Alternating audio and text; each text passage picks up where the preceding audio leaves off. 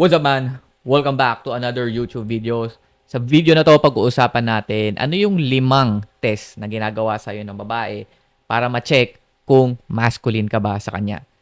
So, itong mga test na to is subconsciously nilang ginagawa. Okay? Hindi nila to logically ginagawa. This is because these are biologically programmed in their mind or in their head. Kasi nga, they're looking for a man that can provide them safety and security. Okay? So they're looking for the strongest option. So in order for them to know if you are the strongest option for them, is kailangan nilang gawin tong mga test na to. Okay? Walang babae na hindi ka i-test when it comes to dating and relationship. We do not live in a ideal world na love lang ang gusto ng babae. No. It's always been transactional. Okay? Na meron ka, meron sila, dapat meron silang makita sa'yo na gusto nila at kailangan nila. Ganon din naman tayo. Relationships are very transactional and love has no value in the sexual marketplace. So you need to accept that. Okay? Yan yung reality natin ngayon.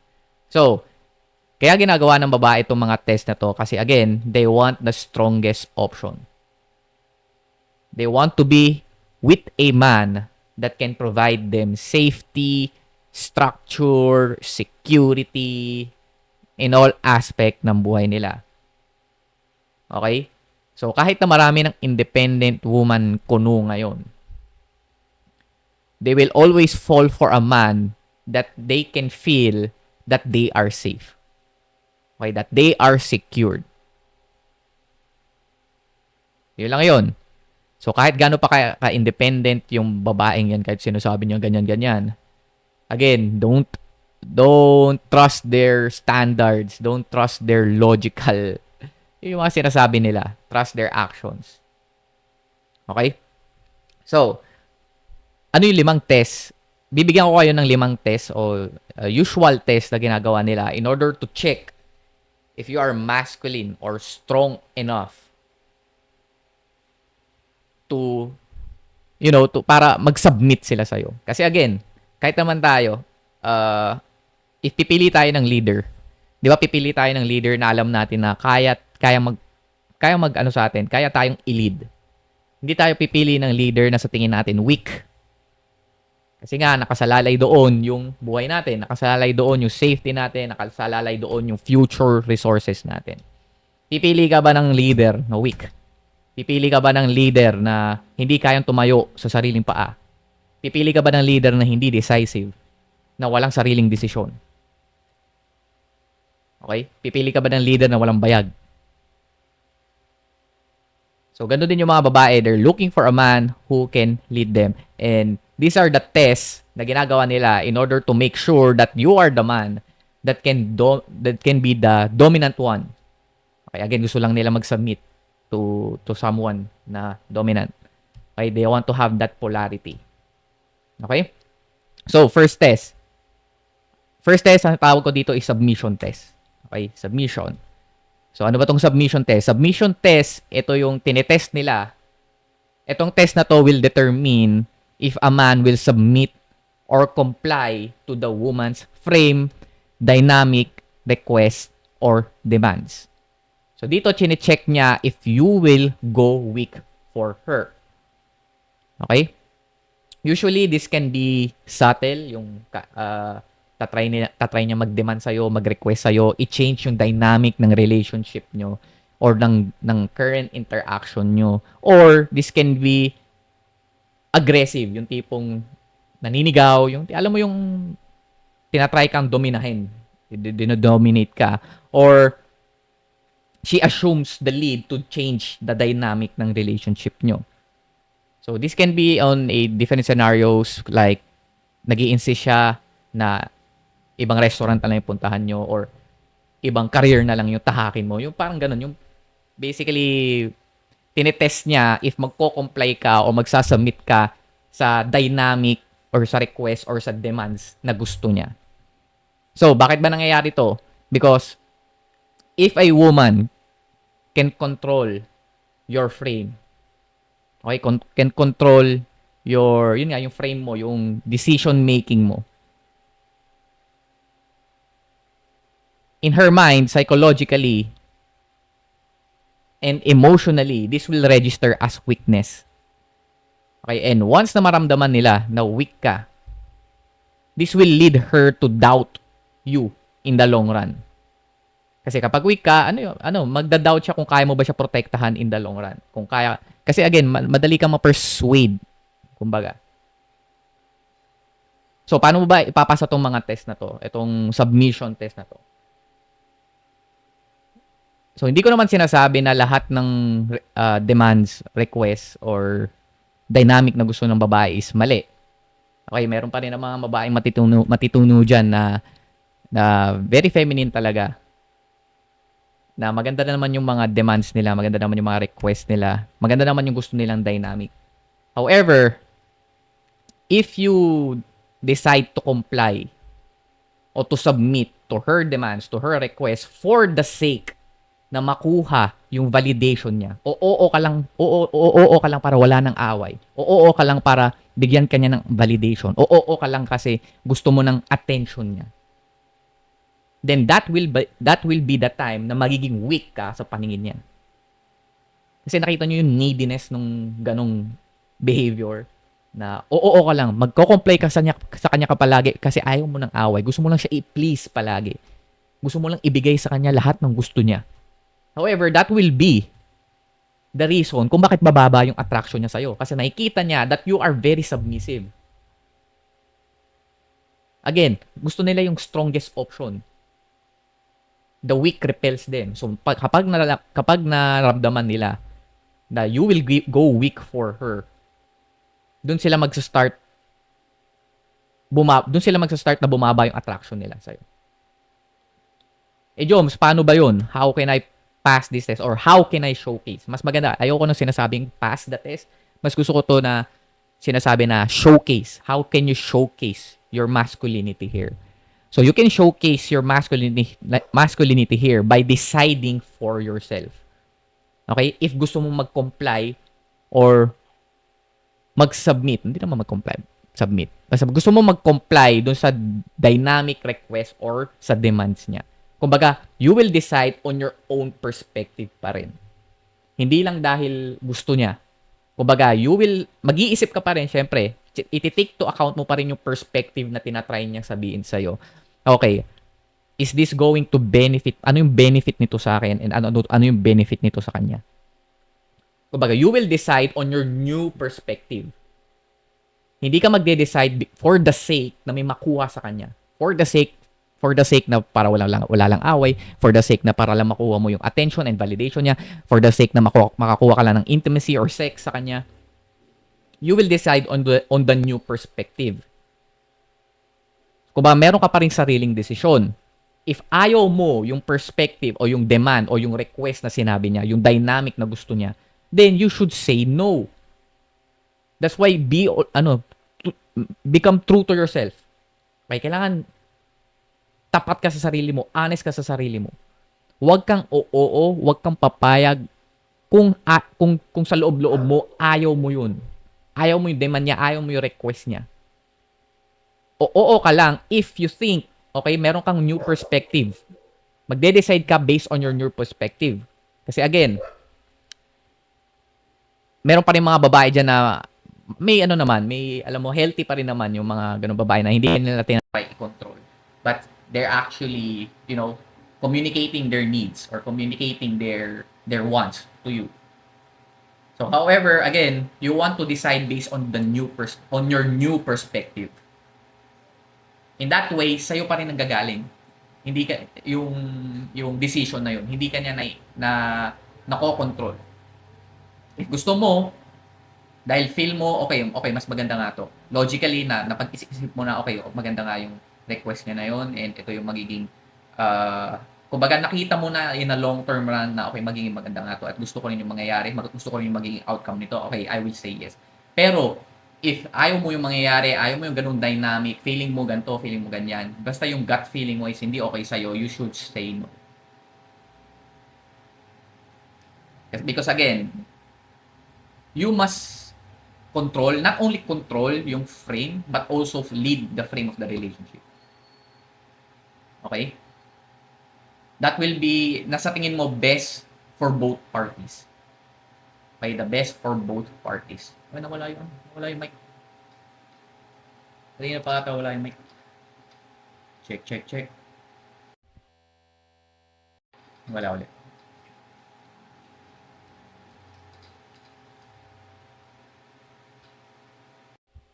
Yan.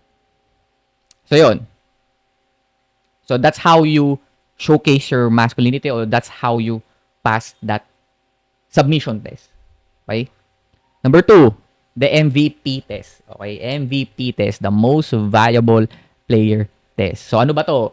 So, itong test na to is usually tinetest nila yung competence mo. Okay? Your competence meaning the ability to acquire skills necessary to navigate and survive life. Okay?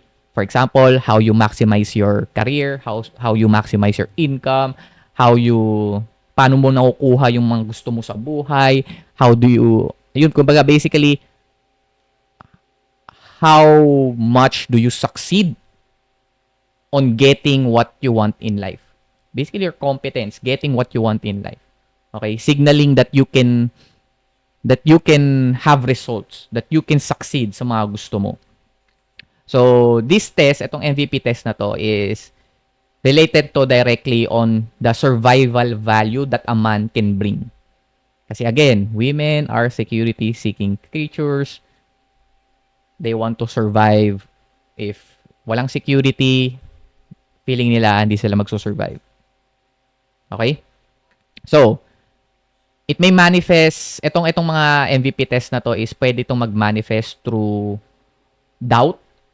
Na for example, yung alam mo yung dinadoubt ka ng babae, or making fun about your career, about your income. Titingnan nila kung how sure are you dito sa ginagawa mo.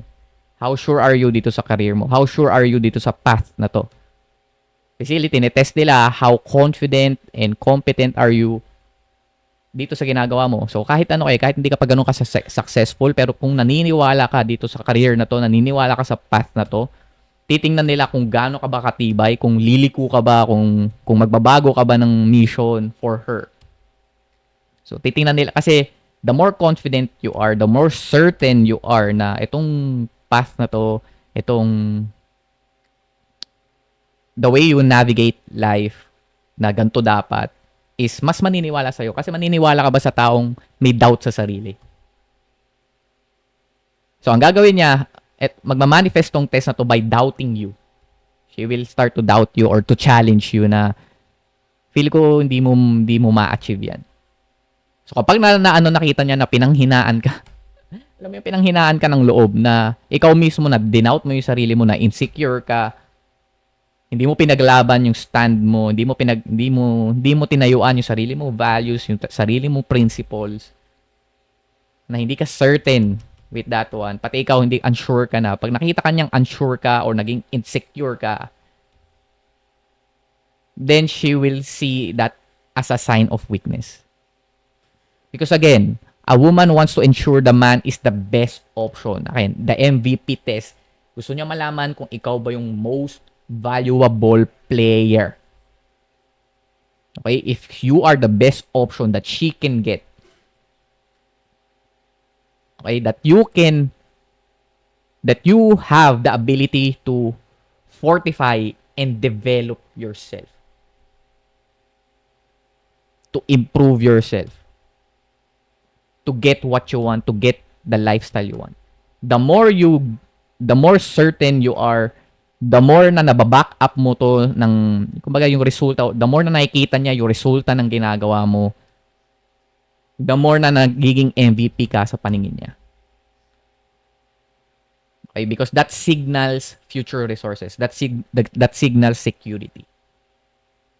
Next, the driver test. Okay, ano ba tong driver test na to? Okay, drive. Okay, ikaw yung nagda-drive, kotse.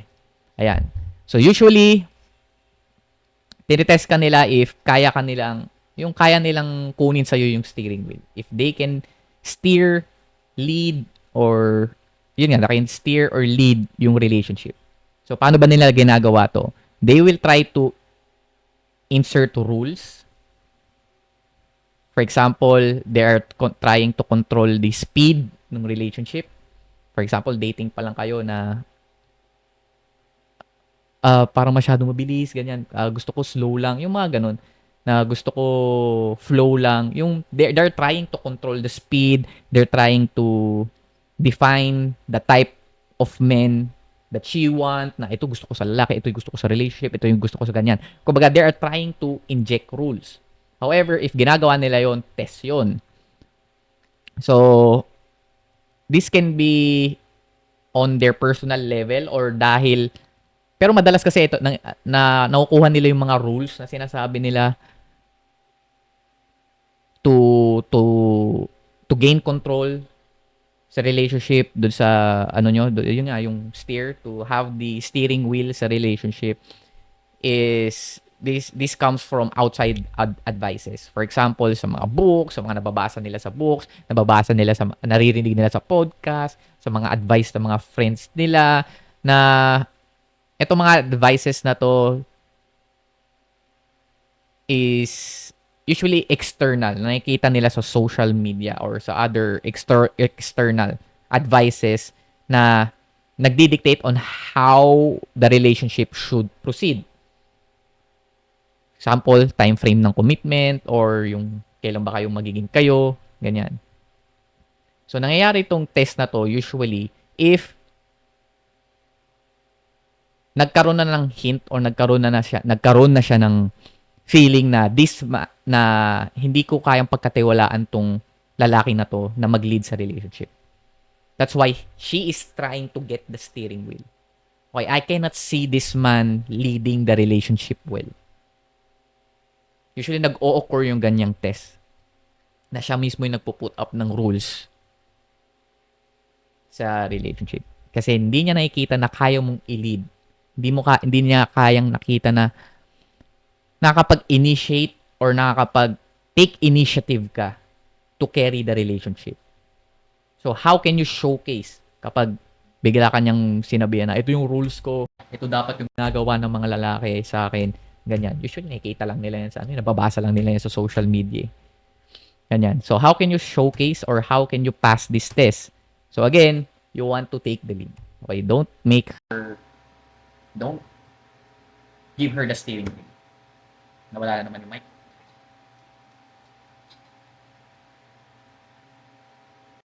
Yeah. Nawala ulit. Wala ako nakata ng bagong ano. Check. Check, mic test. Yan. So, ayun, how to pass this one. Again, you want, don't make her take the steering wheel. Again, sila nga lang yung pumapasok sa mundo mo. Sila yung pumapasok sa mundo mo, sila yung pumapasok sa kotse mo. So, syempre, meron ka ring standards, meron ka sariling beliefs, may sarili kang principle and values when it comes to relationships. The moment na binigay mo yung steering wheel sa kanila, that will be a sign of weakness. So again, you want to decide for yourself. Siyempre, matuto ka pa rin naman makinig. Again, yun yung ano natin, yun sa number 1, yung submission test. Try to look at the new perspective and decide on that one. Di ka magde-decide just because gusto mo siyang makuha. May gusto kang makuha sa kanya. Gusto mo siyang ma-please. Gusto mong ma-validate kanya. Gusto mong may makuha sa kanya na sex or something. Gusto mong makuha yung oo niya. Again, don't let her take the steering wheel. You should be the one leading it. Ikaw dapat yung nagdidikta ng pacing. Ikaw dapat yung nagdidikta ng speed ng yung time frame ng commitment nyo. Yung ganun. Ikaw dapat yon. So, how can you do this one? Again, you want to antag doon. You want to know how to escalate things, how to build comfort, how to seduce her. Basically, ito yung yung game mo. Lalabas naman tong driver test na to if nakikita niya na hindi mo kayang mag-take ng lead. Hindi mo kayang mag-take ng initiative. 'Di ba pag driver ka, ikaw yung may control, ikaw yung mag-take ng initiative kung saan liliko, kung kailan hihinto, kung kailan mas bibilis, kung kailan babagal. So take initiative, take the lead, okay? Set the tone.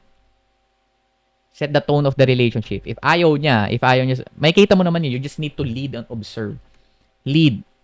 Lead the relationship and observe kung paano, kung ano yung energy na nire-reciprocate niya sa'yo. If ayaw niya yung if ayaw mo, if hindi siya nagre-reciprocate ng energy, ayaw niyang, hindi niya pinagkakatiwalaan yung pagdadrive mo ng relationship nyo, then maybe hindi siya yung girl para sa'yo. Okay? Next, lastly, ito, number 5 is the comparison test. So, comparison test, itong test na to is,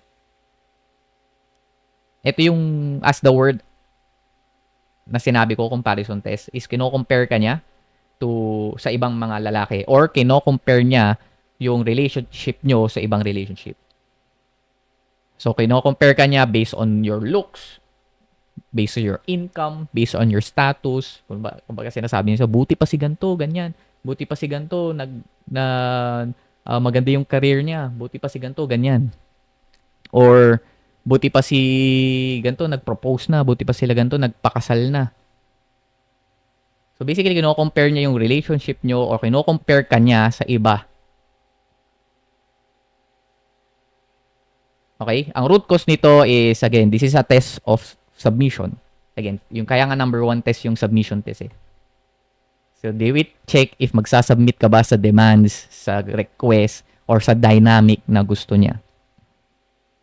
So, if you submit o if you comply para lang mabigay yung gusto niya, para lang maging happy siya, para lang makuha yung validation niya, para lang magstay siya, or para lang makakuha ng sex or intimacy.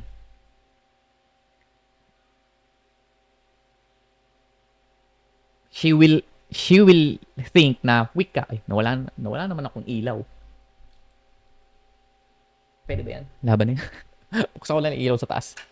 Yan. She will feel na weak ka.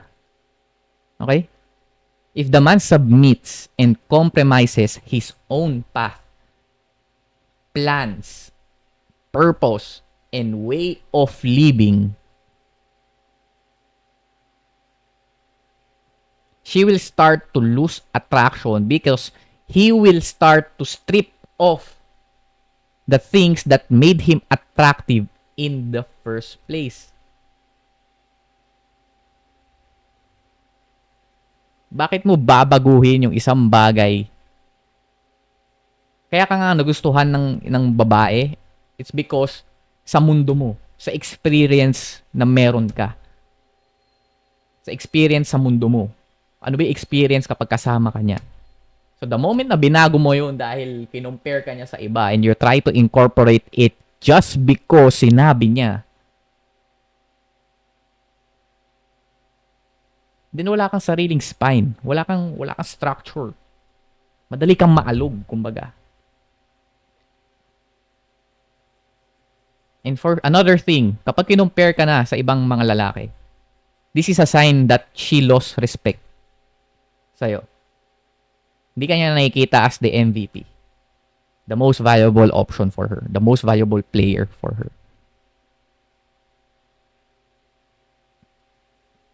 So, ang pinaka easiest way in order for you to showcase or to pass this test is to exit the relationship. Kasi again, wala na siyang respeto sa'yo. For me kasi, biggest disrespect yun kapag kinumpare ka niya na sa iba. Kung lalo na pag dinirespect, kinumpare yung looks, income, or status mo sa iba. That's the number 1 disrespect. For me, the best bet is to exit the relationship. Pababain mo sa kotse. I mean, figuratively, okay? Palayasin mo sa kingdom mo. Palayasin mo sa mundo mo. Kasi hindi na kayo aligned. Ibig sabihin, hindi na kayo aligned. Hindi na kayo fit. Or just exit the interaction. And then reinforce your boundaries. Reinforce your boundaries na, hey, I feel disrespected kapag kino-compare mo ko sa iba. The moment na gawin mo ulit yan, I will need to exit the relationship because I feel disrespected. So yun, the moment na gawin niya ulit, kahit na nag-provide ka na ng consequence, kailangan mo lagyan ng bigat yung consequence mo and then actually do what you said you need to do. Kasi for sure, kapag nawala na ng respeto sa iyo babae, mahirap na ibalik yun. Hindi na babalik yun. 90% of the time. Okay? And lastly, the step back. Ito, pang-apat pa lang pala yun. Lastly is the step back test. Step back. Okay? Step back meaning the woman pulls back or suggests that she is leaving the relationship. So, this can be ini-ignore ka niya, gino-ghost ka niya, mabagal mag-reply, or wala nang intimacy. Hindi mo na nararamdaman yung intimacy galing sa kanya. Yung pagiging soft-loving, yung feminine energy niya. And ginagawa nila to habang nagpo-post sila sa social media. Kunwari, nag-post bigla ng thirst trap, nag-post agad ng mga, alam mo yung kumukuha silang ng attention sa social media to draw attention. So, nangyayari to, it's because she wants to test if you will get emotional for her. Kung magiging emotional ka ba sa kanya. Na magiging needy ka sa kanya, magiging needy ka sa attention and validation niya. And again, neediness is the number one attraction killer. The moment na maramdaman niya na need mo siya para mabuhay ka, na hindi mo kayang mawala siya sa buhay mo, pababa yung attraction. Kasi again, that's very submissive. And most likely, nagkaroon na siya ng doubt sa'yo. Na nagkaroon na siya ng doubt na hindi ikaw yung MVP para sa kanya. Hindi ikaw yung most valuable player for her. So kaya siya nagpapapansin sa social media because lalo na yung mga kunwari, hindi lang naging maganda yung ano nyo tas nag-post ng bigla ng thirst trap. Red flag yun. That's a test. Meaning nag-doubt na siya na ikaw yung best option for her. She will try to fish other options because the man is no longer her best option or best bet for survival. So, if a man allows himself to be led by his emotions instead of standing in rational truth and strength, mawawala na yung leverage niya, mawawala na yung strength niya. He will strip off his strength. And the moment na mawala yung maging weak yung lalaki sa babae is hindi niya na magugustuhan yung lalaki, mawawala yung attraction.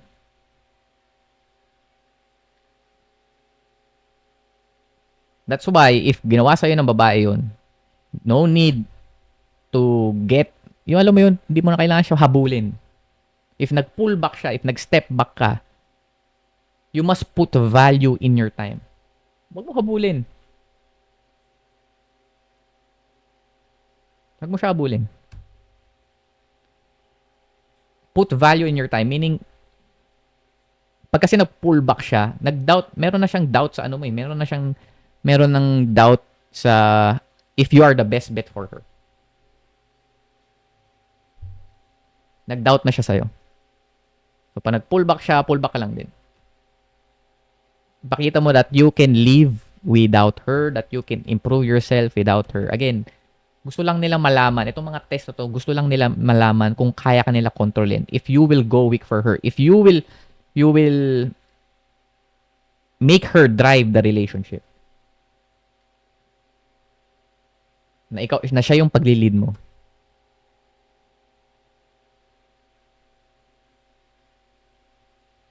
So when a woman steps back, when a woman pulls back, you pull back lang din.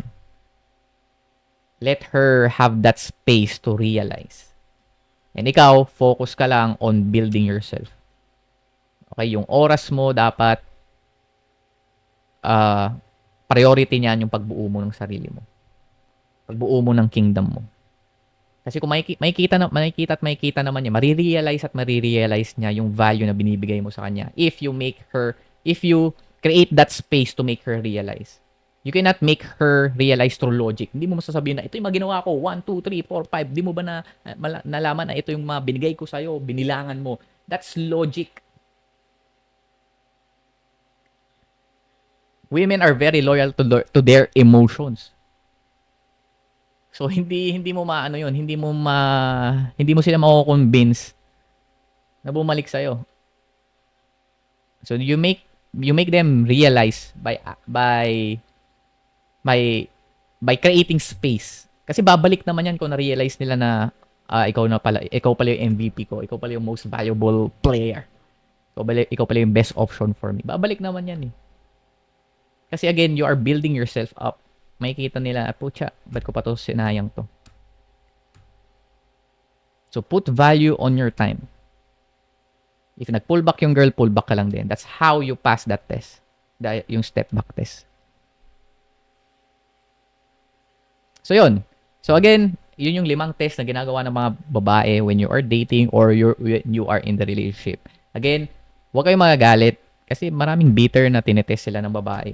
Huwag kayong magagalit kasi natural to. Okay, walang babae na hindi ka ititest. Para kang nagalit sa araw dahil mainit siya. Para kang nagalit sa halaman kasi kulay green siya. Kumbaga, natural na nangyayari yun, guys. Natural na nangyayari yun.